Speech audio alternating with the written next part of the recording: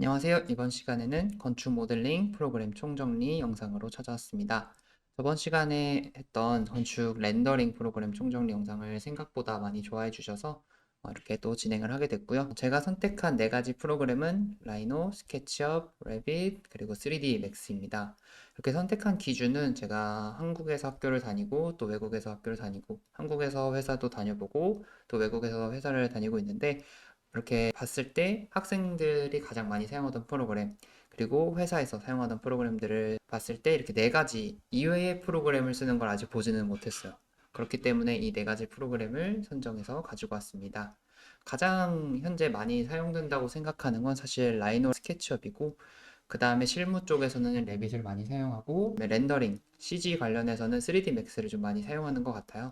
그래서 그런 부분에도 좀 중점을 두면서 다방면으로 최대한 제가 아는 선에서 설명을 해드리려고 합니다. 렌더링 총정리 영상에서도 한번 보여드린 간단한 다이어그램인데, 그때 렌더링의 중요성이 이 정도다, 디자인이 훨씬 중요하다, 이런 얘기를 했었는데, 그래서 이 디자인에 들어가는 것 중에 가장 큰 비중을 차지하는 게 모델링이라고 생각해요. 그래서 3D 모델링 프로그램을 어떤 걸 쓰냐에 따라서 심지어 나의 디자인의 방향성이나 내가 디자인을 해서 실제로 구현할 수 있는 수준조차도 바뀔 수 있다라고 생각을 하거든요. 어떤 프로그램은 비정형을 구현하기가 어렵고, 어떤 프로그램은 단순한 형태도 좀 쉽게 만들어내기 어려운 그런 프로그램도 있거든요. 그래서 내가 어떤 프로그램을 선택하냐에 따라서 내 상상력의 폭이 좀 더 넓어질 수 있다라는 생각도 저는 합니다. 그렇기 때문에 디자인의 모델링이 중요한 부분을 차지하고, 모델링 프로그램을 선택하는 것도 굉장히 중요한 과정이라고 생각을 해요.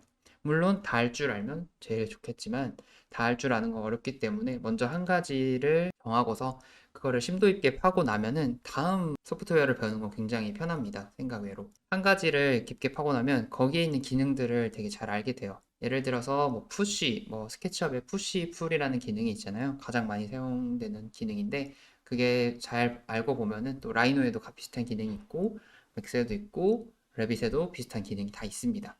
그래서 한 가지를 마스터하고 나면은 다음 걸 배울 때 이런 기능이 여기도 있지 않을까 하고 찾아보고 검색해보고 아니면 뭐 강의를 본다든지 하면은 그때마다 비슷한 부분들을 찾을 수가 있어요. 메커니즘이 굉장히 다른 소프트웨어임에도 불구하고 비슷한 기능들이 있으면 이렇게 배우는데 가속이 될 수 있으니까요. 그래서 한 가지를 먼저 이렇게 깊게 파보는 걸 추천을 드립니다. 그래서 이 영상이 어떤 소프트웨어를 먼저 배울지 선택하는 데 도움이 됐으면 좋겠고요. 그래서 이렇게 네 가지 프로그램, 먼저 라인업부터 살펴보도록 하겠습니다. 장단점에 대해서 좀 이야기를 하고 특징에 대해서도 좀 얘기를 하고 너무 깊게 얘기를 하지는 않으려고 노력을 하도록 하겠습니다.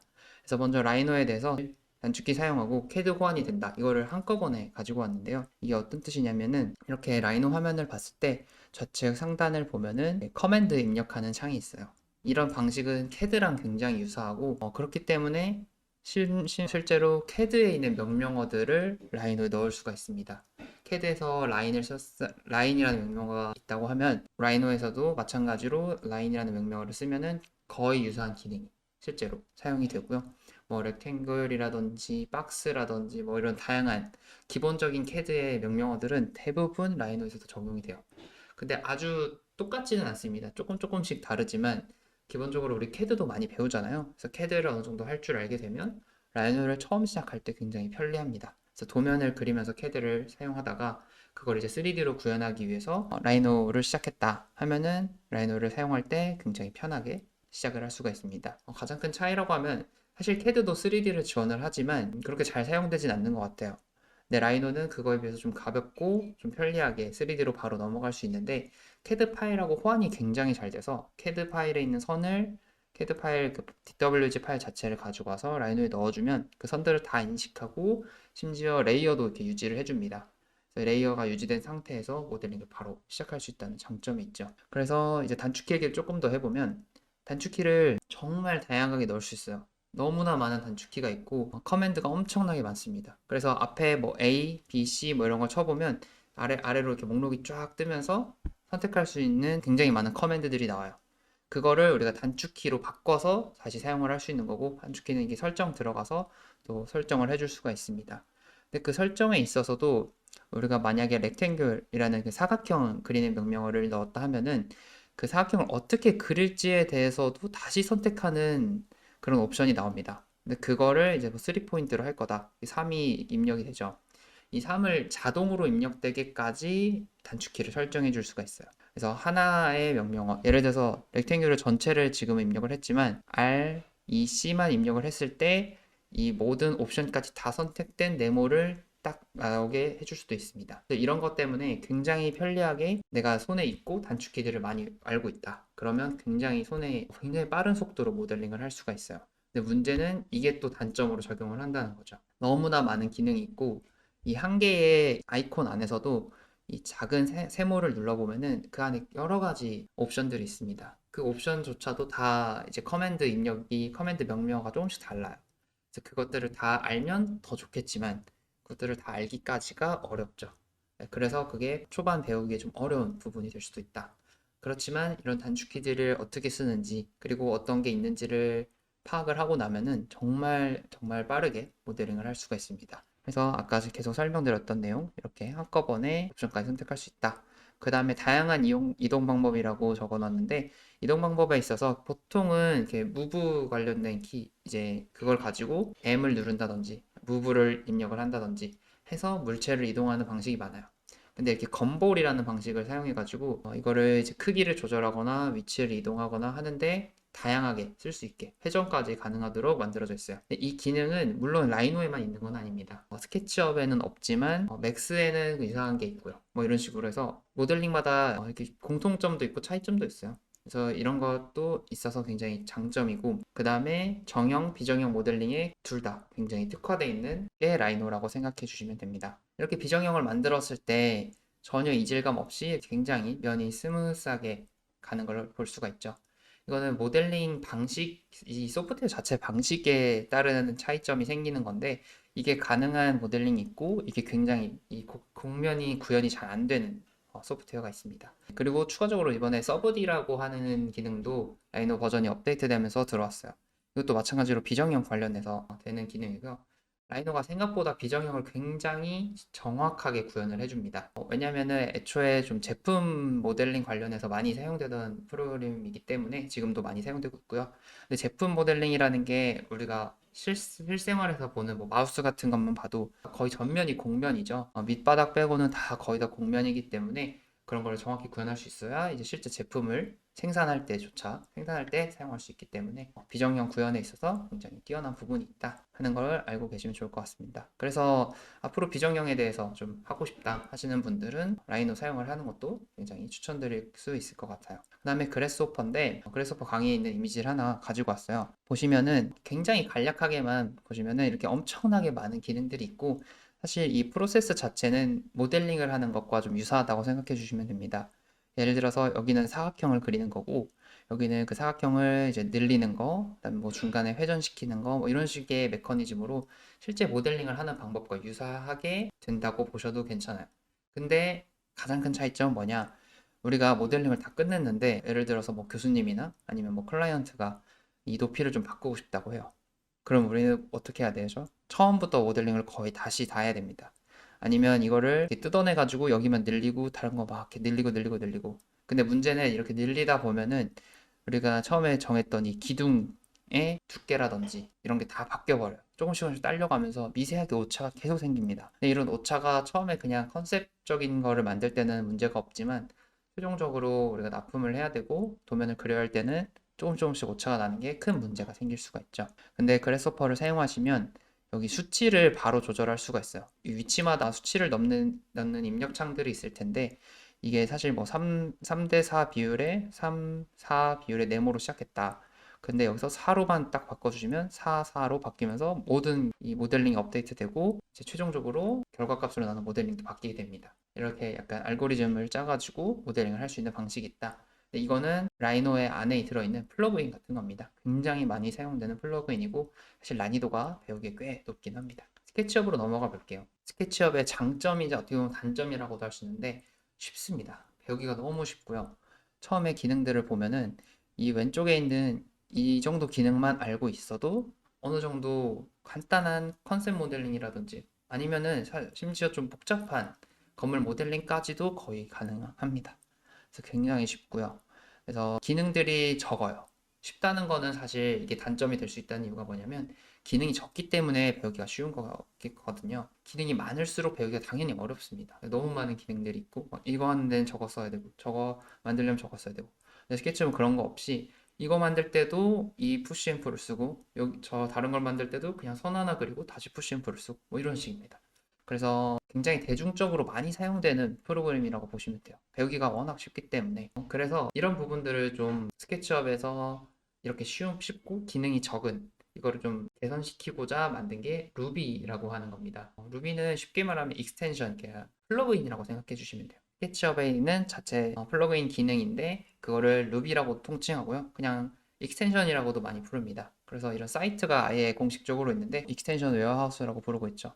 아마 이제 루비라는 이름은 잘 안 쓰는 것 같기도 해요. 그래서 익스텐션이라고 그냥 플러그인이다 생각해 주시면 되는데 이것도 또 장단점이 있습니다. 장점이라고 하면 엄청나게 많은, 그러니까 이거는 스케치업에서 자체적으로 개발한 게 아니라 이제 외부에 있는 다른 회사들이 스케치업에 필요할 것 같은 기능들을 만들어서 이렇게 배포를 하고 있는 거예요. 지금 이 최대 이 첫 화면에 나오는 건 다 이렇게 프리로 박혀 있지만 기능이 좋아질수록 대부분 유료가 됩니다. 그래서 우리는 스케치업에도 구매 구독료를 내는데 이 루비라는 걸 사용하기 위해서 다시 구독료를 내야 되는 상황이 생기기도 해요.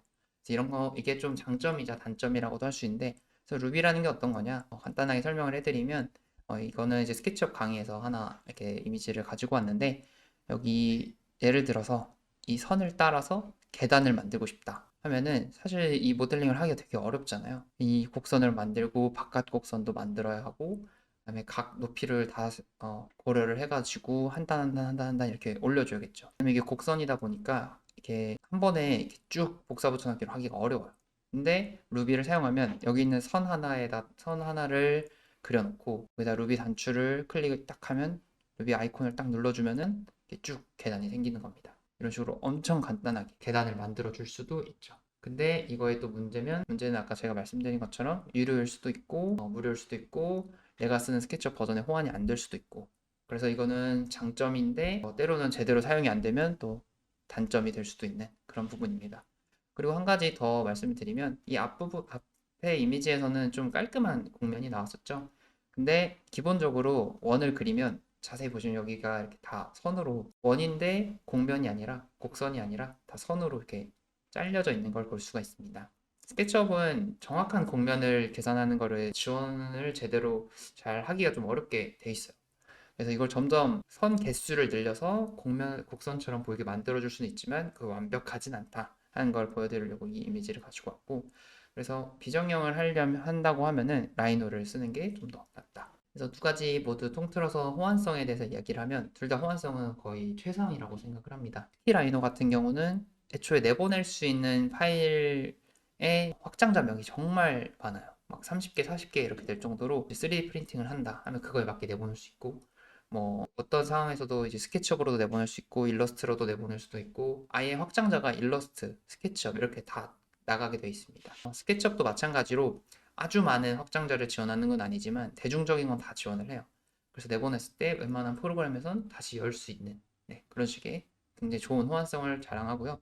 마찬가지로 많이 쓰이는 프로그램이다 보니까 우리가 주로 사용하는 렌더링 프로그램이라든지 어도비 프로그램이든지 이런 거랑도 당연히 호환이 잘 됩니다. 이제 오토데스크에서 생산하는 두 가지 모델링 프로그램으로 넘어가 볼게요. 레빗과 3D 맥스로 볼 수가 있습니다. 레빗은 사실 학생들이 이용하기에는 조금 어려운 부분이 있다라고 개인적으로 생각을 해요.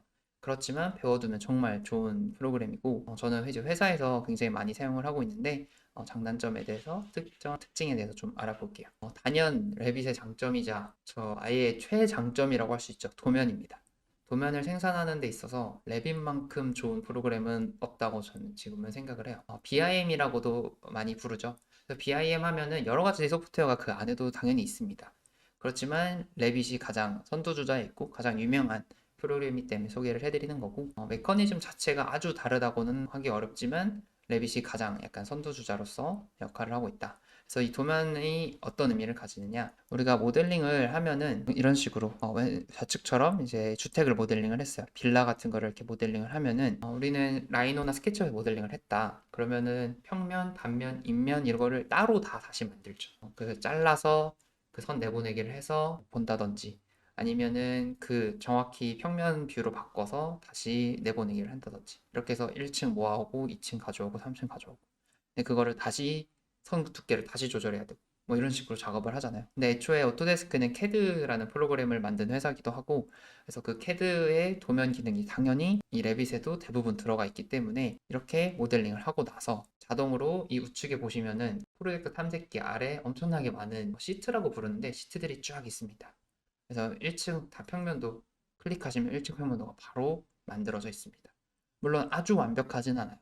우리 모델링이 조금 어긋나 있을 수 있고 벽끼리 뭐 연결이 안 돼 있다거나 아니면 뭐 정리가 좀 안 된 것들이 있다거나 아니면 보이면 안 되는 뭐 가구 같은 것들까지 다 보인다거나 뭐 그런 정도의 문제가 있지만 그건 그냥 그 평면에서 숨겨버리면 됩니다.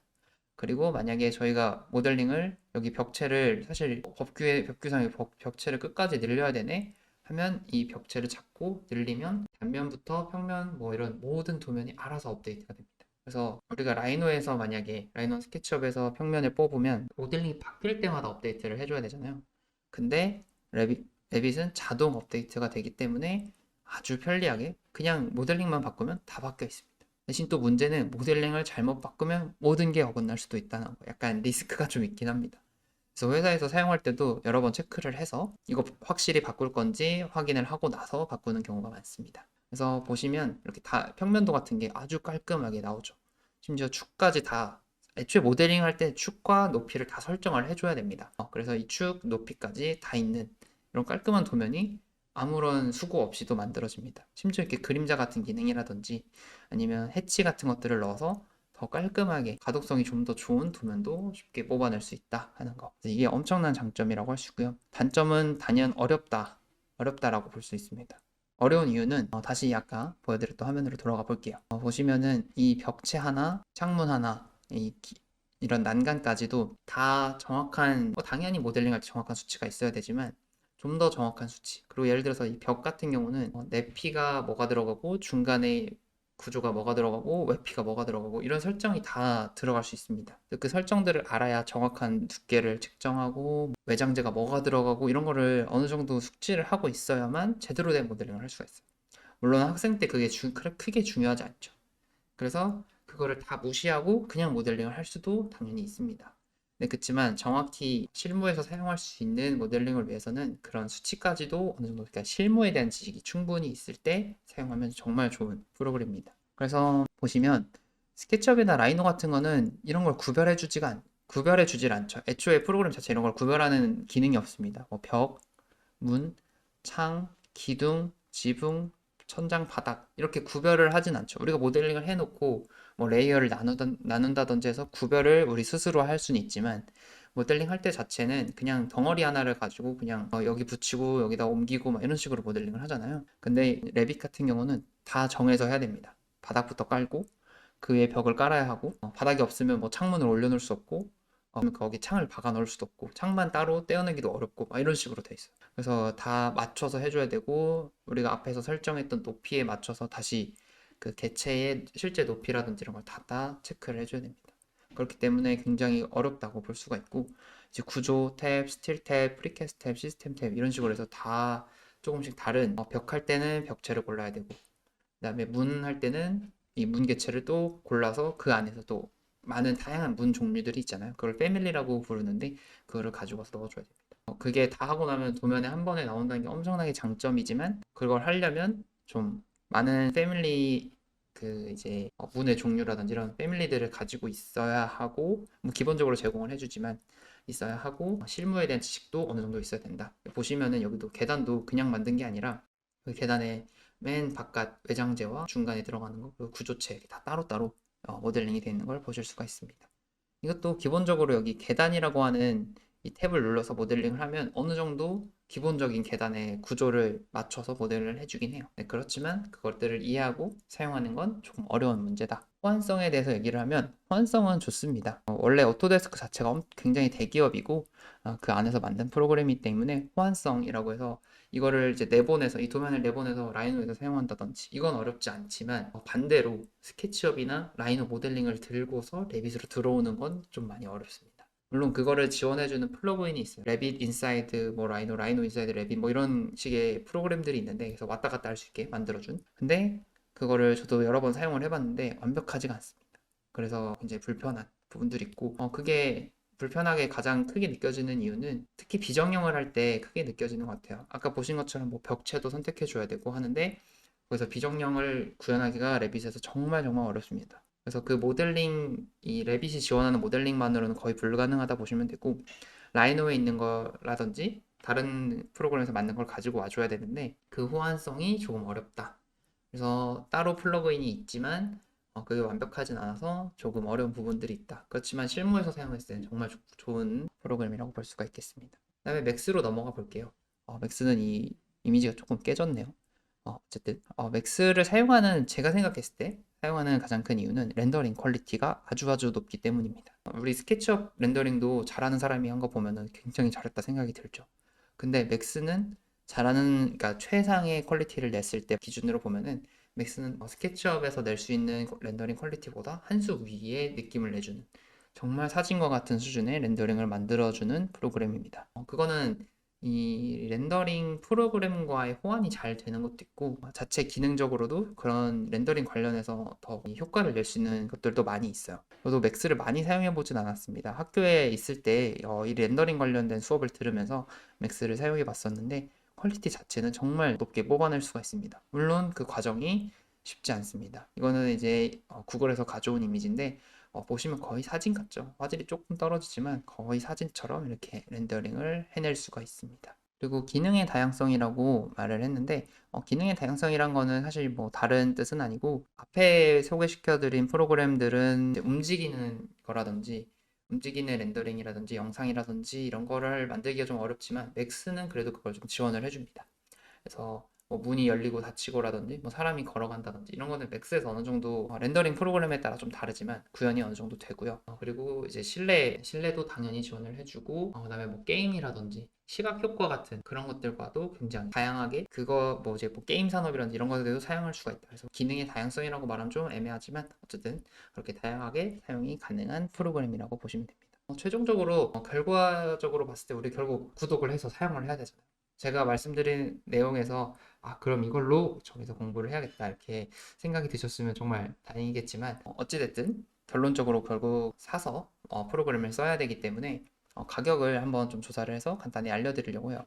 그래서 라이노 같은 경우는 특이하게 영구 소장을 할 수가 있습니다. 한번 라이노 8 버전을 샀다. 그러면 8 버전은 계속 영원히 쓸 수가 있어요. 근데 문제는 9 버전으로 넘어간다. 새로 버전이 나왔다. 근데 내가 넘어가고 싶다. 하면은 추가로 돈을 내야 됩니다. 이 금액을 다 내진 않아요. 보통 4분의 1 정도를 추가로 요구했던 것 같아요. 뭐그 정도 선에서 냈는데 상업용 영구소장은 지금 130만 원 정도. 학생 인증을 하면은 지금 환율로 봤을 때 26만 원 정도, 26, 27만 원 정도가 되겠네요.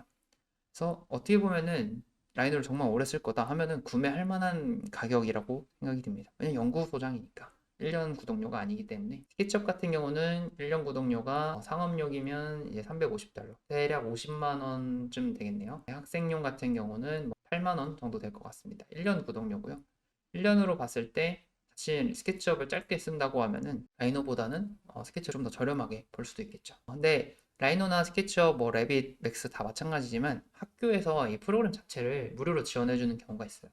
이거는 학교 측에 물어봐야 되고 학생분들 같은 경우는 학교 측에 물어봐서 사용해 주시면 되고 당연히 졸업하시고 이제 상업으로 사용하시는 분들은 무조건 이 금액을 내야만 합니다. 그다음에 레빗 같은 경우는 굉장히 비싸요. 상업용이 무려 1년에 370만 원입니다.